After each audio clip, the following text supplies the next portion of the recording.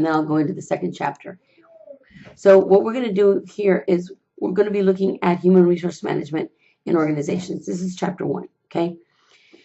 Human resource management, of course, is the designing of the different formal systems to manage human talent or human capital for accomplishing organizational goals.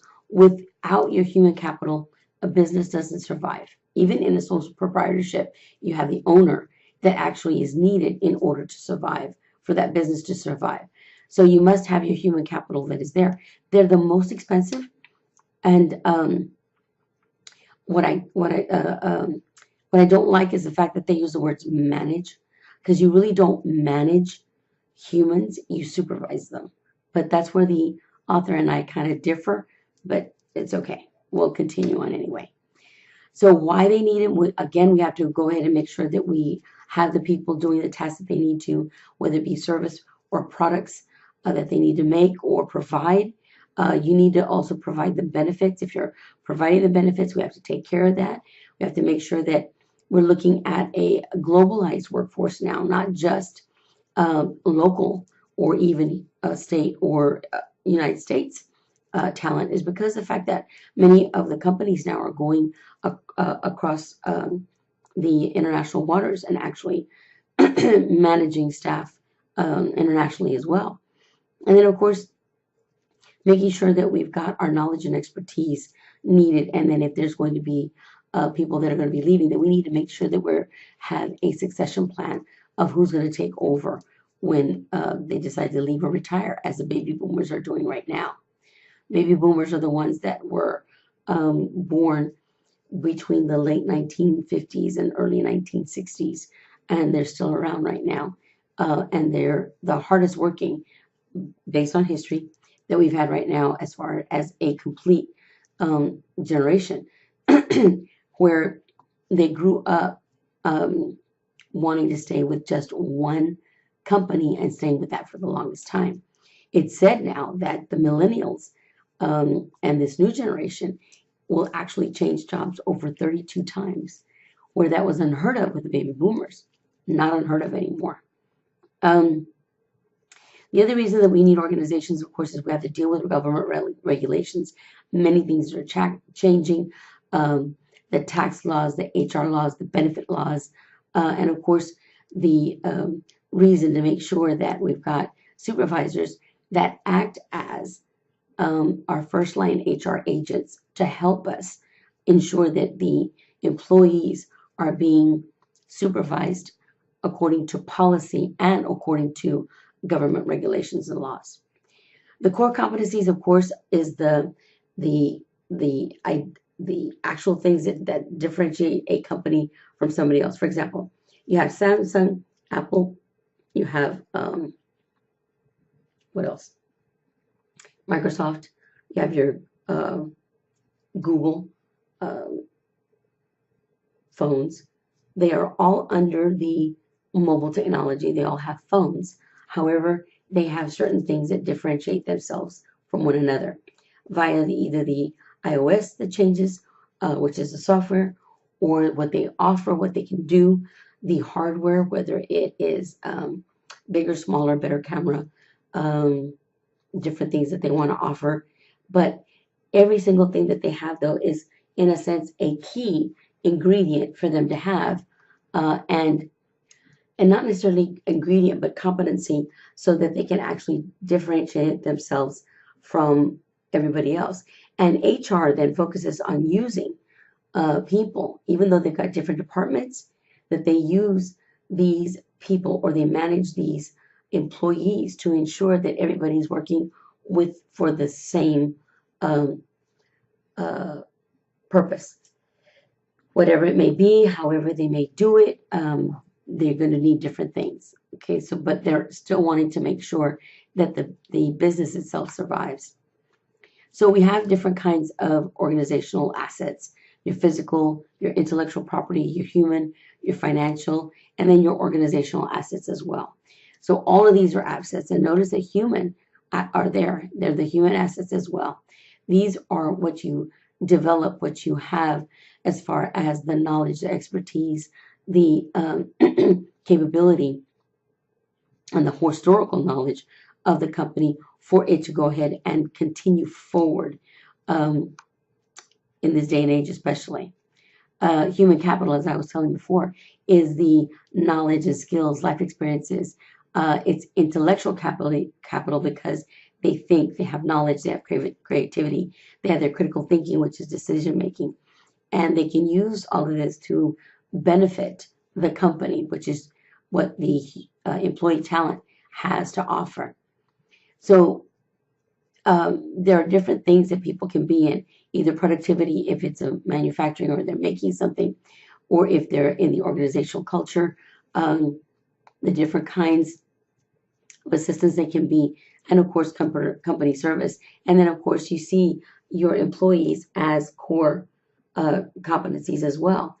Um, so again, you have different people working at different things for the company, yet they may have just one core competency or several core competencies for the business, but they all help the business survive.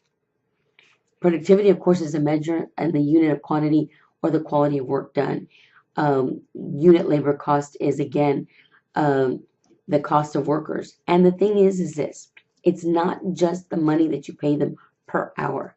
In HR, we have to consider not only the amount of money that we pay them, but the benefits that we pay, the tax that we pay, either federal or state unemployment taxes, either federal and, state, or even federal unemployment taxes as well. All of the benefits, everything that contributes as far as the cost of employee, the cost that it took to hire them, to train them, to develop them. We think of all of that as a labor unit cost, not just how much they cost us financially. So we're looking at productivity, we're looking at the organization and the redesigning of work if we need to increase or improve the work, and then align the HR activities to attract these people in to come and work for us and develop them if they don't have all the skills that are needed. And then be able to compensate those employees as well. And then doing the analysis also on what we have to increase overall company productivity and try to always reduce the unit costs for us. That's why sometimes instead of having a internal budget or benefit section for the company may decide to outsource it instead, because instead of having to pay people there to work on it, they'd rather pay an organization a flat fee to get it done. So again, this is how HR approaches improving productivity for the entire organization. And then you also have then, of course, your organizational effectiveness, customer service, and quality. Quality is linked to everything because it's not just the customer service anymore. There is a completely new terminology about the fact that it's going to be the customer experience, taking in everything, not only the service that they were provided, how they provided, the experience that they had during, before, and after the customer experience. And that's what we look at as far as the quality of service that our employees not only provide for our customers, but then we, as the organization, provides to our employees as well. Culture is a lot. When we just look at culture, typically we think about ethnicity, which is people from different places, different regions, different backgrounds, different countries. But it also involves then the culture of the organization. And the reason I say that is because the people from HR have their own particular culture as well. What I mean by that is that their culture, or the way they routinely work every single day, is different from those that are at the front lines of the organization working as well. Completely different. And the reason I say that is because, again, they're doing something completely different. Their culture may be different. Things that they are working on may be different. And they're also spending time with different people. So again, it's even though they're working, they're still social with one another. And again, it impacts the rules of behavior that we're supposed to have as an organization, not only bringing in ethnicity, but then also being able to work together as one unit and be productive. We'll get a little bit more into that when we get into the chapter 3, which talks about the different laws, and especially the laws under sexual harassment, as far as how people feel about working together and what the norms should be.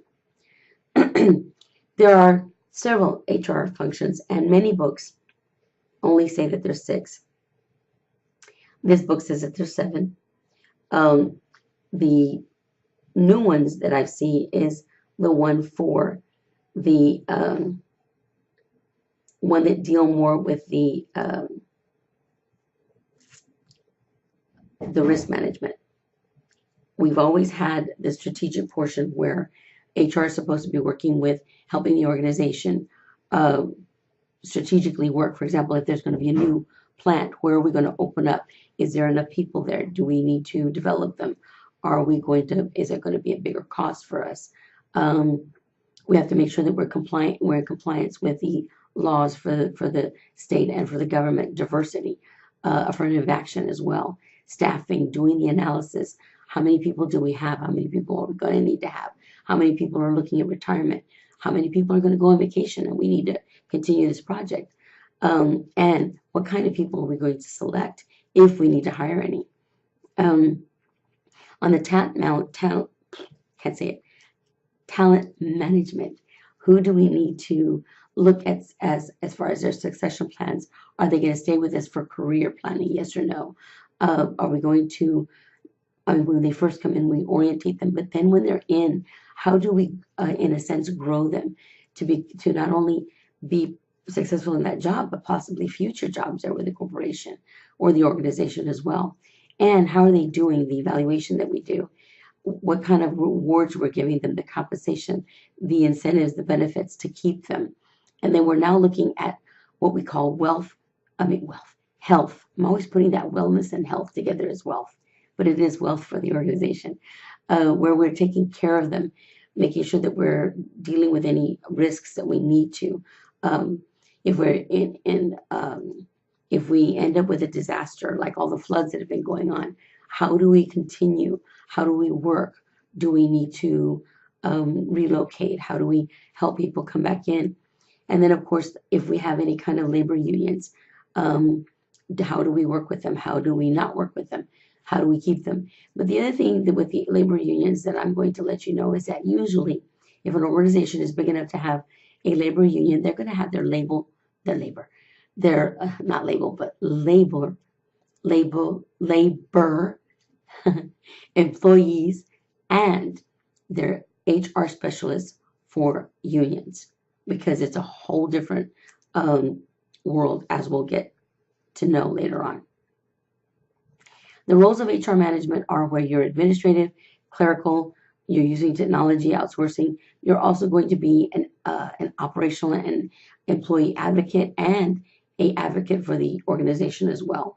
And you're going to be strategic, trying to go ahead and help the organization complete and do what needs to get done with their biggest asset, which is the human capital. There's challenges that we have right now, which is the organizational management, as far as competition, costs, restructuring, how companies are being restructured, other companies are being taken in or acquired, and then there's some that are closing down. How do we help those individuals find another job or go into employee development, globalization, the changing workforce, which is not just whether we have more women, but the fact that we have different ages working together now, different thoughts, different beliefs, and a diversified workforce as well.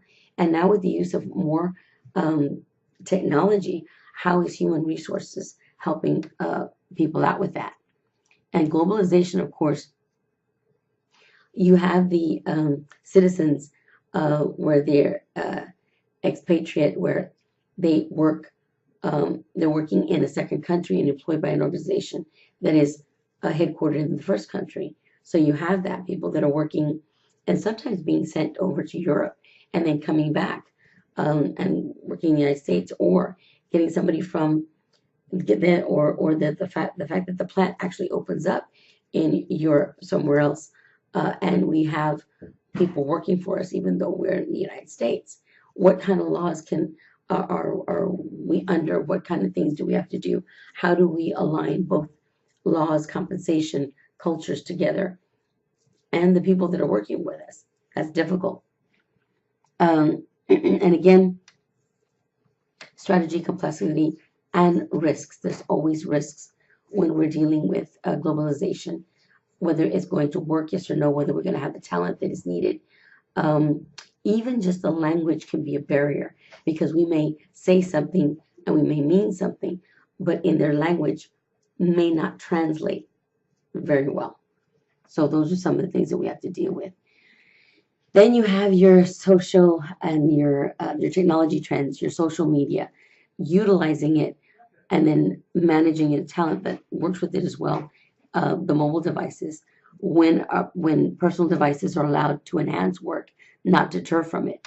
The technology is not going to go away. We have to help the organizations understand how that can be used to increase productivity in the workplace. So this is a summarization. I know I went kind of long over chapter 1, but this is actually what's going on right now in there. So again, read your book, look at the full PowerPoint if you need to go over everything, and finish your again, complete your assignments for chapter 1. And don't forget, I have a chapter review for every chapter for this semester. See you on the flip side.